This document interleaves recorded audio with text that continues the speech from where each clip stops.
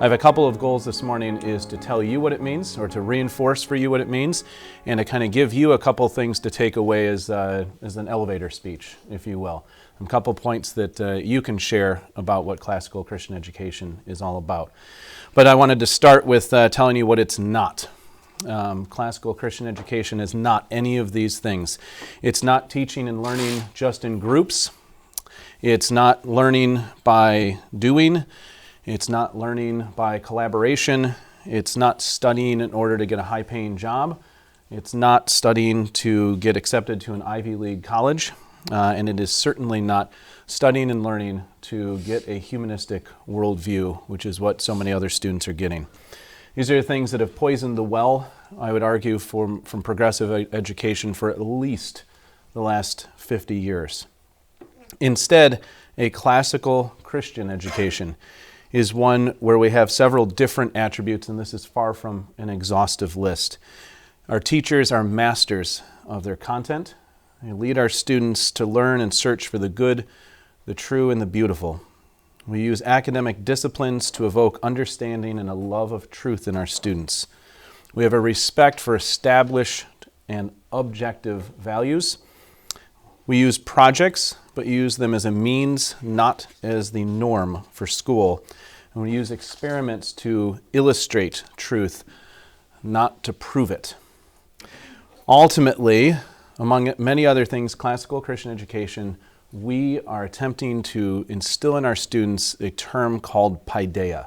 So if you ever sat through a message and the preacher says, hey, I want to give you a term, but I need to explain the Greek to you or the Latin root to you, because Latin and Greek words mean so much more than our English can really translate to. So paideia is more this transfer of knowledge and this instilling of love for what our students are learning. That's what a classical Christian education basically boils down to, is how we instill and transfer that knowledge so our students love it. I have a poster that hangs in my office that says loosely, because I can't remember the exact words of it off the top of my head, is that education's goal is to learn to love that which is worth loving. And that's kind of the same expression or same idea of what paideia is. I have some quotes from some perhaps famous people that you might know. Our friend Eric Metaxas just recently wrote a biography of Martin Luther, is famous for his biography of Dietrich Bonhoeffer. And he talks about classical Christian education. And if you've ever read anything about Metaxas, you can kind of feel his voice in it. You know, should my kids go to a classical Christian school? And he does. He gets all crazy and says, yes, whatever you need to do. You will be exceptionally happy if you do that. Even the late, great R.C. Sproul says, I know it's a burden to afford a private school economically. And he actually made this comment, if you have to sell your house, get your kids in there. Because one of the things I want to present is there are two tracks, there are two ways that our students are going to go. They're going to go down a track at this point where they are getting what they get from a Christian family that is supported by a classical Christian school such as Oakdale, and it supports it and helps defend the faith. The other track is you may have a loving Christian family that gives them something, but you're fighting an uphill battle because everything you get in a public school is going to go completely contrary and against everything that you're trying to teach them at home. So what does that mean for us? What does that mean for those of you who send your kids to Oakdale Academy? Well, we spent some time going through what a definition of classical Christian means for Oakdale. We have ideas from what it means from each of our own teaching training. We have ideas from what it means from professional development. Certainly our founders looked at Hillsdale Academy. We've partnered with the Association of Classical Christian Schools, and we have all these different ideas, but we wanted to get an Oakdale Academy definition. You can see it behind me, and it's basically, because we're teachers, we like things that are a process. We love process-based things, but it's one that we draw from the past to produce in students a worldview, one that is biblically aligned, one that sets for our students the goal not only to keep a sense of wonder, but a determination to appreciate God's creation so they can move forward into a life of service when that formal education is finished. This is what we are going to move forward with, this is what Classical Christian means to the students, the faculty, the staff of Oakdale Academy. And if it would help, I'll send the slide deck out to all the parents as a PDF later. Well, there are a few things that are missing, perhaps, from most people's understanding of, well, why do we send kids to school? Why do we do this school thing? Why is my favorite day come somewhere in the middle of August and my kid's favorite day sometime at the end of May? In that in-between August to May, why do we do this school thing? Well, there's some things that most people think might be missing. College acceptance rates are not on there. Scholarship awards are not in there. History of high-paying jobs are not in there. Prizes, awards, high test scores are not in there. I think those things are important. And there's certainly a great amount of data that supports, as I'll show you, how students educated at a classical Christian school can achieve amazing results. They matriculate to amazing colleges and universities. They outperform their contemporaries on a variety of standardized tests, and they go on to very successful careers by many standards. As you can see in the next two slides here, students in classical Christian schools, we outperform students at all other schools, even on the new SAT. So this is the SAT from 2018. It's the one that is now aligned to our progressive Common Core. It's the one that when you fill in the bubble sheet with your number 2 pencil, it asks, what is your gender, male, female, or another that I'm not sure, is the third option. You can see kind of in the blue, the ACCS, the Association of Classical Christian Schools. We don't teach to the test because our curriculum doesn't align to the Common Core, but yet well outperforming not just independent schools, not just religious schools, but our public school colleagues as well. Well, the ACT, even though it's not as popular as it once was here in Michigan because the College Board kind of bought out testing here in Michigan, ACT scores from classical Christian schools, these are last year's scores, again, you can see well above the national average. And again, we are not teaching to the test. We're not worried about, does our curriculum align to ACT and SAT? Now, Oakdale students are certainly no exception to this. They scored, as hopefully you know, in the top 25 schools in the entire nation last year on the classical learning test. And there's a test of, since 2016, that 30,000 students have taken in over 1,200 schools. And we're outperforming just about everyone. We are the school in southeastern Michigan that was ranked in the top 25. So our students do perform well in classical Christian schools and above most measurable averages because they have a standard that we set where learning is emphasized, not teaching to a test. You say, well, you always talk about how college is not the end goal. It's not, but our students still matriculate to some pretty amazing universities. These are a handful of the colleges that our alumni from Oakdale attend to, have received scholarships from, have graduated with honors from. We don't set those as goals, but yet our students still achieve those things because it's not our only focus. Our focus is on what they're learning and how, more importantly, how they're learning it. I would argue that a classical Christian education does not have those test scores, as college acceptance rates as a focus because it is not what we stand for or attempt to do every single day. In a classical Christian school such as Oakdale Academy, we take to heart what our friend C.S. Lewis shared, that the task of a modern educator is not to cut down jungles, but to irrigate deserts. Our students need to be fed by our teachers and supported by our parents so that they are prepared for a life of service. As you've heard from me, if you've been here for any length from the beginning, everything we do at Oakdale Academy has to fit inside this mission to instill character, truth, and wisdom in our students in order to prepare them for a life of service to God, family, community, and country through classical Christian education. It's not to instill character, truth, and wisdom in them so that they can score on the ACT, not to produce character, truth, and wisdom so they can get an A in literature, so that they can pass their Latin 4 test. Those things are important, but it is about instilling those things so that they can be prepared for a life of service. I would say you can be an engineer, a doctor, a plumber, or a stay-at-home mom, or a dad, or whatever. A classical Christian education will prepare you for a life of service, and that's what it's important for us. You still may think it sounds like old-fashioned education. This sounds just like what I did when I went to school, where I got hit over the hand with a ruler. If I did something wrong, something bad happened to me immediately. But I'd say we're simply much, much more than old-fashioned education. As many of you know, we do not have a Bible class here at Oakdale because we believe that biblical integration should happen everywhere. We have a Christ-centered curriculum. We stand for the truth in all classes because we know that the truth is dangerously under attack.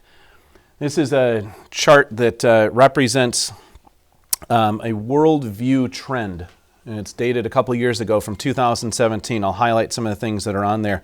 You look at the bottom line, that black line. I wonder if this will work. Look at that, this black line right here.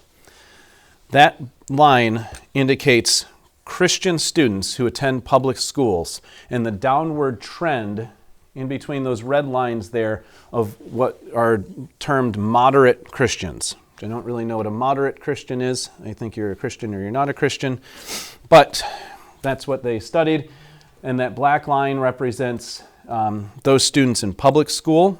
This is a disturbing and dramatic drop in what they appreciate as their biblical worldview. You can see this blue bubble up top here. It says that the study was of the Christian community, and that 90% of our youth right now are below that line of moderate Christian when it comes to their worldview. That means 90% of Christian youth today, those are the ones that go to youth groups, go to Bible camp, go to vacation Bible school. They profess Christianity, but they have no true idea of what it means to have a biblical worldview. And if they do, if they're taught it at home, it's tainted by how they're educated and what they learn when they go to school 180 days a year. Sadly, you can see the orange as well, are Christian schools. And worldview is dropping in Christian schools. This blue at the top here are Christian schools who actually have a biblical worldview. They account for less than 2% of all Christian schools across the nation as of 2017. It's a dramatic drop in what is going on in our culture today of why a classical Christian education where a biblical worldview is not only supported, but it's defended, and students are taught how to defend it. These things should be staggering, and I wish I was done with the staggering statistics, but I'm not. According to the Barna Group, a majority of teenagers ages 13 to 17 have what they call strong beliefs about the Bible and its teachings. It doesn't mean they believe the Bible and its teachings are true, they just have strong beliefs about them. Because here is what they really think. Why would I, as a teenager, 13 to 17-year-old, read God's Word? Just over half is because it would bring me closer to God. That's it. That means still a large percentage of them read it because they're supposed to, because they need some type of comfort, they need it to solve a problem. So the Bible's apparently just a stopping point to figure out your issues. Or I have to read it, 10% because it's required at my school. And I think more disturbing, some other reason that they don't really know. 11% of our 13 to 17-year-old professing Christian teens don't know why they read the Bible. They just do. Ken Ham, who founded Answers in Genesis, said in a book called Ready to Return, he studied the exodus of parents, of teenagers and young adults from the church, and he said that those people in the millennial generation, so roughly the 20s, our lower school parents, upper school parents, our lower school parents, 72% of those people, the millennials, believe that God's Word is true. Okay? But 40% of them believe in gay marriage, and 20% of them believe that there are other books in addition to the Bible that are the inspired Word of God. Another Barna study asked if moral truth was absolute or was it relative. Only 35% of professing Christians said that moral truth is absolute. Another 44% wanted to mix science with everything. And most disturbingly, 21% of professing millennial Christians really had never thought about the concept of moral absolutes. Well, even in Michigan, we have seen this trend. This past summer, 400 public school teachers were required to attend mandatory training. I believe this was in Novi, where the trainer exalted the religion of Islam in particular while denigrating Christianity, America, and just white men in particular. However, in a school that is focused on classical Christianity, there is a genuine understanding of truth with a capital T. It's professed, it's defended, and it is accepted.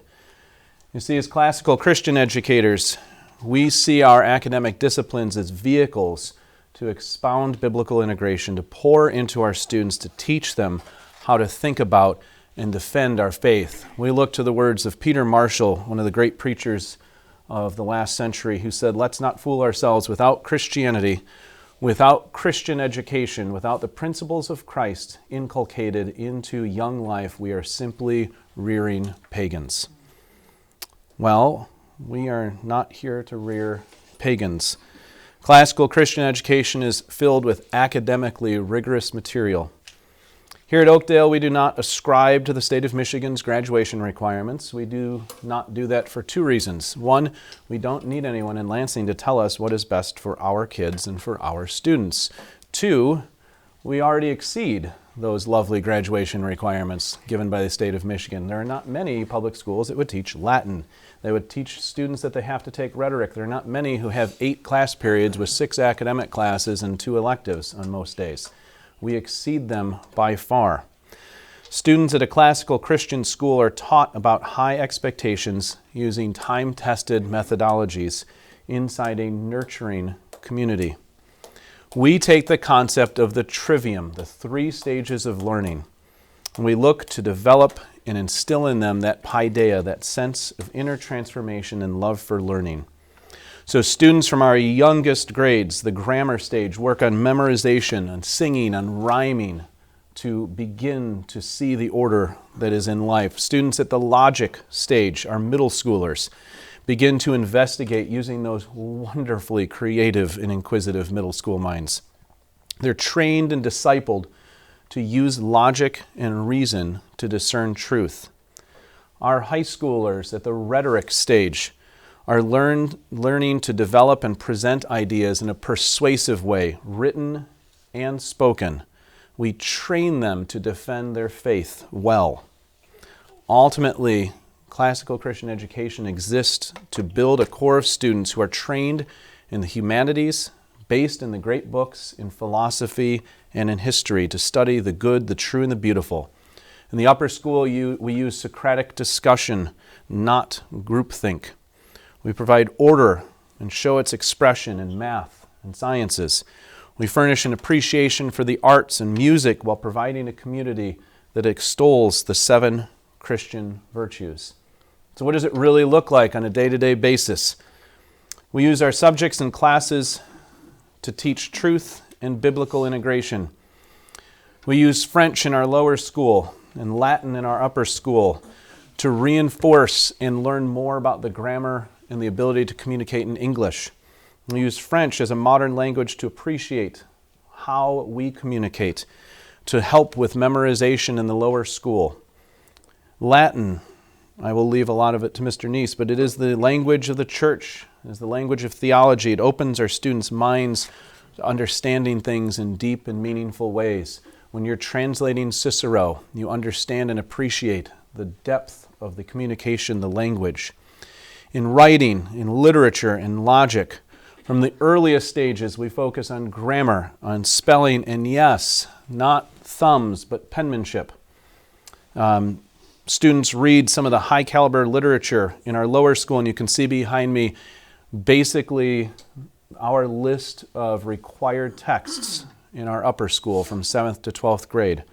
We go from Homer to C.S. Lewis, from Dante to Shakespeare, and we mix it all in to study those great works. We study music. We study art. We do it to show our students the greatness of Western culture and Western civilization. We are not concerned with producing global citizens. We are trying to develop students with God-given abilities and appreciation for aesthetics, for performance, for beauty, ultimately, as I've said, for the good, the true, and the beautiful. Our 8th graders take logic. Our 8th graders struggle through Boethius, through Aristotle, through Plato. How many 8th graders even know about Boethius, Aristotle, and Plato? To the point that when somebody is a guest speaker and says something, the 8th graders and above actually try to logically disprove what guest speakers say if they say something they know is not 100% accurate. We study all of our sciences. Those are our upper school science classes. And even math as a bridge between languages and our other disciplines to delve into philosophy but ground them in truth. The sciences and the math show God's beautiful creation in its truly ordered goodness. We do not study social studies. We study history. Social studies is a kind of a conglomeration and a very non-deep look at just about everything from a global perspective. We study our Western civilization and God's unfolding plan that brought Christianity and has what we try and find what God has in store for us as a nation while appreciating and learning from the past. So why do we do it? Because again, we're different. We're different than public schools, we're different than charter schools, we're different than traditional Christian schools. We are looking to instill that paideia, that love of learning in all that we do. We're looking to ensure and hold fast to the words that John Gresham Machen from the last century said, and I'll just summarize. You can learn math, you can learn the other subjects from just about anyone. But the study of those subjects would seem entirely different from a Christian, or for a Christian, from the truth that they receive from a non-Christian. It is why a truly Christian education is possible only when Christian conviction underlies not a part, but all of the curriculum of the school.